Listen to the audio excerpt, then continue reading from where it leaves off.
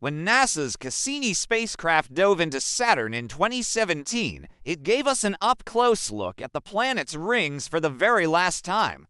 And after all those years of studying Saturn, scientists finally got the answer to one burning question: where does all that ring material go? The answer? It's literally raining down onto Saturn and transforming its atmosphere in the process. Okay, so you may have noticed that this is not actually rain.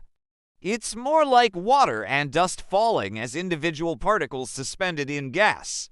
But the effect is similar, and we can observe this because Earth also has rings of material around it. They just aren't nearly as extensive or well known as Saturn's.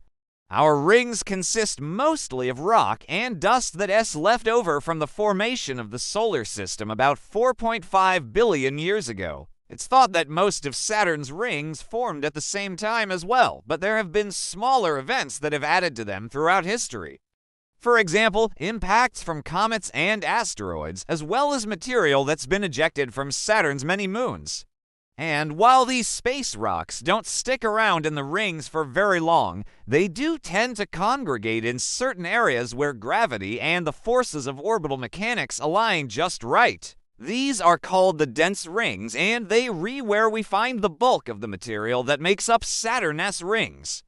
But just looking at pictures of the rings doesn't tell us what they made of or how big the particles are. That requires other tools such as the kind of spectroscopy that can analyze how light moves through Saturn's atmosphere by observing how much different colors of light are absorbed or reflected by various layers of the rings. Scientists can piece together their composition. It's a bit like how astronomers can tell the color of stars even though they do emit visible light. Their atmospheres contain elements that absorb certain wavelengths and reflect others. So if we see that red light gets blocked but blue comes through, we know that that star's atmosphere contains elements that absorb red light, such as sodium. Well, with Saturn, scientists were able to use this same kind of spectroscopy to look at the gases and particles in its rings, and what they found was pretty surprising. In 2009, researchers discovered that the bright, shiny material that forms the bulk of the rings was mostly water ice. It turns out that most of the rocky material had sunk down through the rings and settled on Saturn's surface, which shouldn't be too surprising given that rock is denser than ice. But it did surprise scientists that the ice hadn't rained down as well. Ice particles in Saturn's rings are a few micrometers across, and that's large enough that they should have settled out long before now. But not only is the ice not settling, it seems to be accumulating at the top of the rings. So scientists set about trying to figure out how the ice is staying up there and where it goes once it leaves the rings. One theory was that the ice crystals were actually being blown away by winds in Saturn's upper atmosphere, but not far enough away. The ice would eventually come back down near where it started, making it seem like it wasn't falling at all. But then in 2017, Cassini dove into Saturn's atmosphere for the last time. And as it approached the planet, it detected an unexpected surge in water vapor. What's more, the amount of water vapor increased with altitude, peaking near the top of the atmosphere. This could only mean one thing: the ice particles were not being blown away from Saturn's atmosphere. They were literally raining into it. The water in Saturn's rings is essentially getting pulled into the planet's atmosphere by electrostatic forces. Tiny ice particles become charged as they move through Saturn's magnetic field, which means they'll eventually get pulled toward the planet's north or south pole.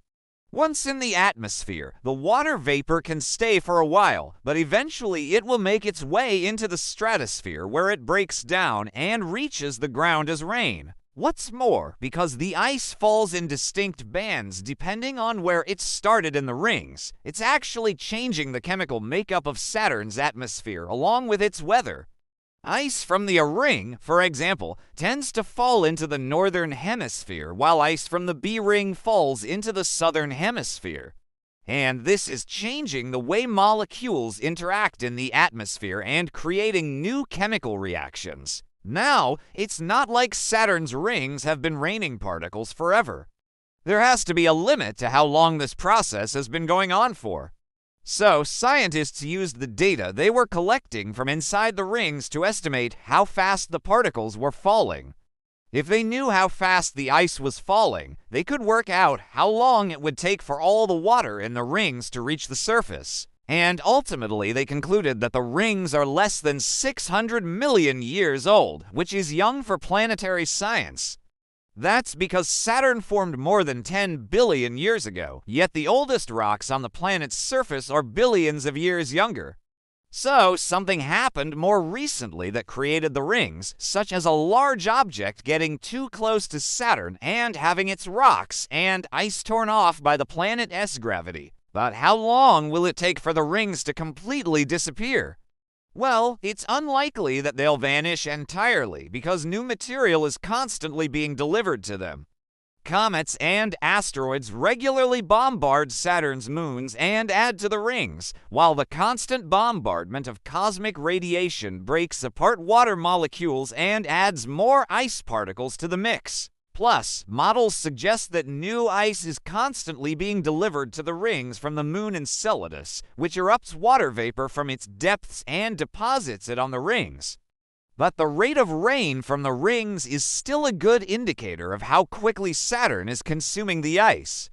And according to models, we'll probably see the rings disappear within the next 100 million years or so. Saturn will likely end up looking just like any other gas giant without a whole lot of rings. And we might even see some weird effects on the planet's weather as the ice continues to rain down. But don't worry, there's no chance that this will happen anytime soon. We have plenty of time to enjoy Saturn's magnificent rings. Even if you've never seen them, you're experiencing their effect right now. Every single day, Earth passes through a path of cosmic debris left behind by comets and other objects in the solar system.